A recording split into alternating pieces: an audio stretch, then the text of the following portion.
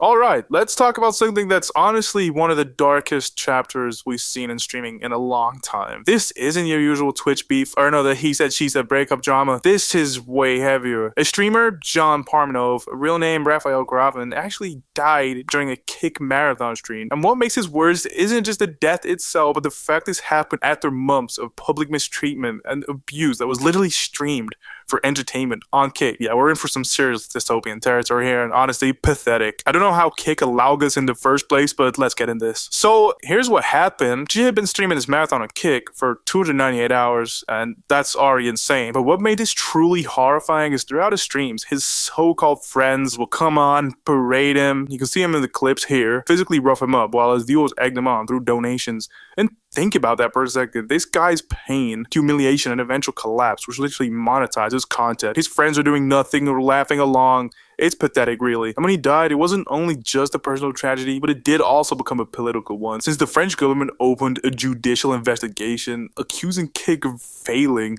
to step in despite clear Digital Service Act violations. Basically, under EU law, platforms are supposed to remove or intervene in dangerous content. Kick, well, I guess they just didn't. No, Kick did come out after the fact. They banned the abusers, cut ties with French social media partners, said they review policies, but I mean, the damage is already done, really. French prosecutors are now investigating him, and this could be a landmark case where a streaming platform gets dragged in the court over negligence that led to someone's death. This isn't a good look for them, really. I mean, they had a bad start already, and they were kind of getting good PR. I mean, Mr. Beast did their stuff with them, like Mr. Beast. You know what I'm saying? Like, he isn't exactly seen as a good guy on the most part, but he's okay. And to be headlining their platform, I guess they were doing good PR, but they really just want to throw that down the drain now, I guess. But instead of owning up to their failure, Kick then accused France of turning this tragedy into a political stunt, which, okay, maybe there's a discussion there, but when your platform literally aired someone being abused to death, maybe that's not the time to go with, well, the actual real problem here is the government overreach. It's like the house is burning down and you're arguing about fire code paper.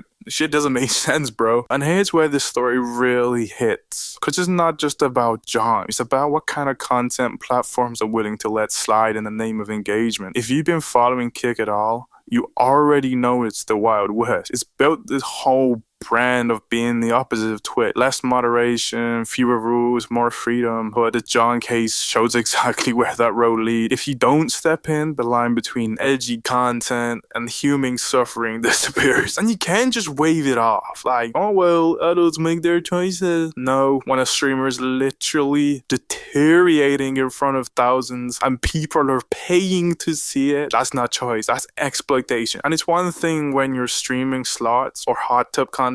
It's another when people are dying on stream, literal lives being lost. There's nothing fucking edgy about that, bro. This is the kind of situation where a moist critical style joke writes itself. Like, imagine Kick's PR meeting. So, our customer died on air because he was abused. Okay, but hear me out. What if we spin it as a government censorship? Yeah, good luck with that. Like, what the fuck are you gonna do? The scary part is, this isn't going to just go away. This case could set the standard where the streaming platforms are treated like passive hosts, or they actually have a duty to intervene. If France decides Kick is liable, every streaming platform worldwide is going to be looking at this case. And the internet's reaction has been split. Some people are devastated and calling for regulation, like normal fucking people. Others are blaming John himself for pushing too far. But the argument feels gross. You can't ignore the audience and the platform that turned this into a spectacle. Without that, he probably doesn't feel pressure to keep going until his body literally gave out. So yeah, this one, grim. It's not funny drama. It's not just streamer beef. It literally is a real tragedy that shows how bad things can get when platforms stop acting like they have a responsibility for the communities they profit from. And while Kick wants to frame it as a political hit job, the bigger truth is they let this happen. Their platform was the stage, the donations were the fuel, and now a guy's gone. The guy's literally dead. And honestly, if nothing changes, we're gonna see more stories like this. And at that point, it won't just be Kick, it'll be the whole live streaming world staring down the problem. The same exact problem. This can't happen again. Like, what the fuck? Someone's died. This just can't fucking happen again, man. Anyway, that's the John Poma little bit of case. I'm so sorry I can't see that name properly, but fuck it. Pormanove case. I'm sorry that I fucking bushed that up, man. It's a sad story, but that one needed to be covered. Let me know how much you think this was Kick's fault. Should governments be regulating streaming harder, or is this just a one-off tragedy? Drop your thoughts in the comments and I'll be reading through them. Subscribe.